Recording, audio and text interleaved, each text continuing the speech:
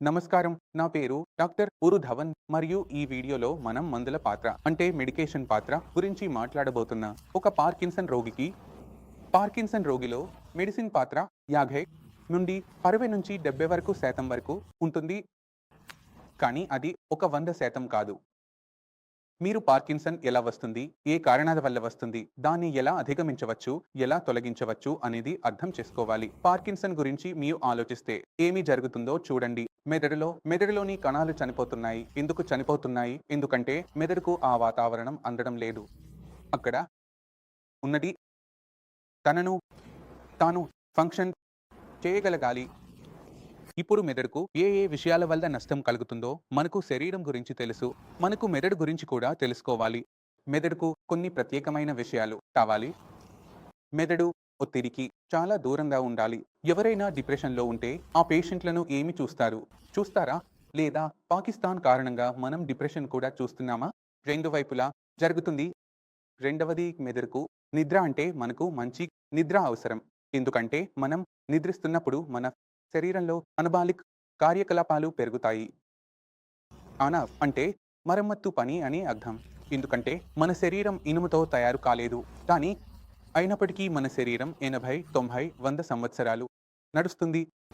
80, 90, 100 సంవత్సరాలు అంటే ఏదైనా రాయి, సిమెంట్ శరీరం తయారైన ఇల్లు నడవదు. ఇనుముతో తయారైన కార్లు నడవవు. మరి మన శరీరం ఎలా నడుస్తుంది? దాని వెనుక చిన్న మెకానిజం ఉంది. మన శరీరంలో మరమ్మత్తు పని రోజువారీగా జరుగుతుంది. ఈ రోజువారీ మరమ్మత్తు మన శరీరంలో జరగకపోతే మనం బహుశా 2-3 నెలల్లోనే ముగిసిపోతాం. దానికంటే ఎక్కువగా మన శరీరం నడవదు. ఎందుకంటే శరీరంలో రోజువారీగా చాలా ఎక్కువ వేర్ అండ్ టియర్ జరుగుతుంది.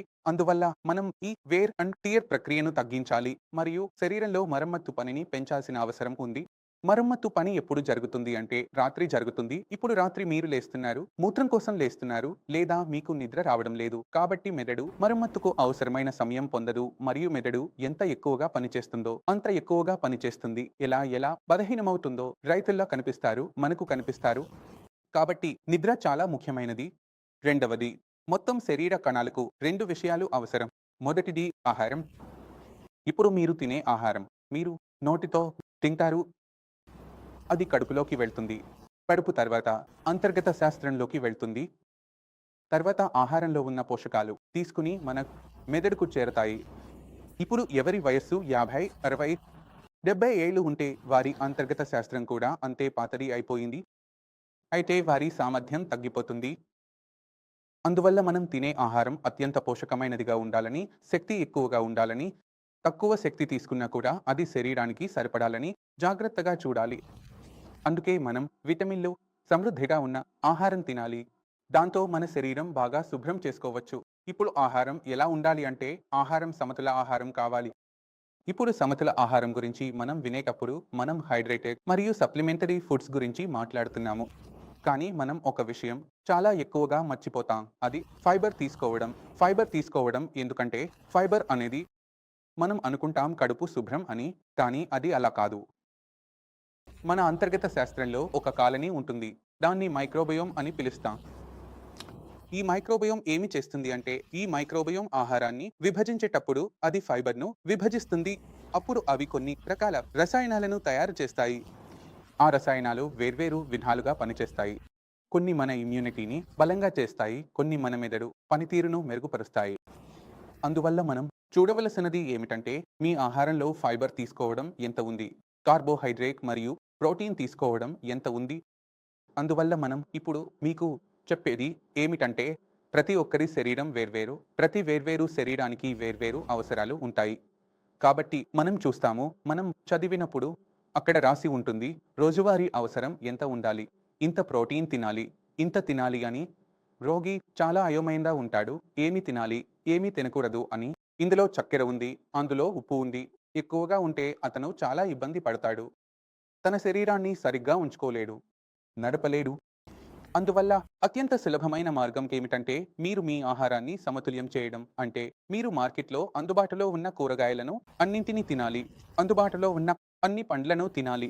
మార్కెట్లో అన్ని రకాల ఆహార పదార్థాలు దొరుకుతాయి. ఏది వదలకండి. కొంచెం ఎక్కువ తక్కువ చేయవచ్చు, కానీ ఏది వదలకూడదు. ఏదైనా పదార్థం పునరావృతంగా తినకూడదు. నేను ప్రతిరోజు ఉదయం పోహా తింటాను. మీరు ప్రతిరోజు ఉదయం పోహా తింటే తప్పు చేస్తున్నారు.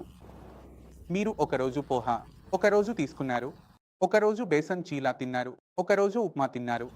ఒకరోజు ఇడ్లీ తిన్నారు. ఒకరోజు మరేదైనా తిన్నారు. ఈ విధంగా రొటేషన్‌లో ఉంచండి. ప్రజలు చేస్తారు. మేము చాలా మంచి పోషక కూరగాయలు తింటాము. ఏ కూరగాయ అయితే దండం చేయకండి. మిగతా కూరగాయలను కూడా ఇంటాక్ట్ చేయండి. ఇండియాలో ఉన్నది అయితే దొరుకుతుంది. లేనిది ఎప్పుడూ దొరకదు. అందులో మీ శరీరానికి అవసరమైనది ఏమీ లేదో తెలియదు. అలా ఎప్పుడూ చేయకండి. మీరు కూరగాయలను కూడా రొటేషన్‌లో ఉంచాలి. ఎప్పుడూ పెద్దవి, ఎప్పుడూ పప్పులు. మార్కెట్‌లో దొరికే వివిధ రకాల కూరగాయలను కంటినెంట్ ఆధారంగా కొనసాగించాలి. రొటేషన్‌లో ఆహారాలు, కూరగాయలు మరియు ధాన్యాలు. అన్నం కూడా ఎప్పుడూ గోధుమ తిన్నాం, ఎప్పుడూ బియ్యం తిన్నాం, ఎప్పుడూ మక్క తిన్నాం, ఎప్పుడూ అది తిన్నాం. ఇప్పుడు మీరు నియంత్రణలో ఉంచాల్సినవి కొన్ని 4 విషయాలు ఉంటాయి. ఆహారంలో ఎంత ఉప్పు వెళ్తుందో అది ముఖ్యమవుతుంది. బీపీ సమస్య ఉంటే మీరు ఎంత ఎక్కువగా చక్కెర తీసుకుంటున్నారో అది కూడా. మీరు డయాబెటిక్ అయితే చక్కెరను తక్కువగా ఉంచాలి.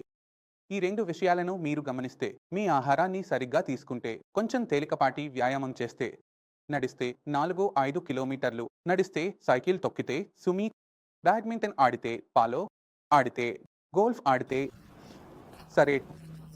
మరియు మీకు ఏదైనా ఉంటే మీరు పాటలు పాడతారు, నృత్యం చేస్తారు, మీరు తెలుసు మొక్కలు పెంచుతారు. మరియు హనీ బీ పాతే పేషెంట్ వచ్చాడు. హాబీ హనీ బీజులను పెంచడం అంటే మీకు ఏదైనా హాబీ ఉండవచ్చు. కాబట్టి మీరు చేయని ఆ హాబీలను మీరు బిజీగా ఉన్నారు. డబ్బు సంపాదించడంలో బిజీగా ఉన్నారు. వాటికి సమయం కేటాయించడానికి సమయం వచ్చింది. సరే, ఇంటరాక్షన్. మీరు మీ కుటుంబంతో ఎంత సమయం గడుపుతున్నారు?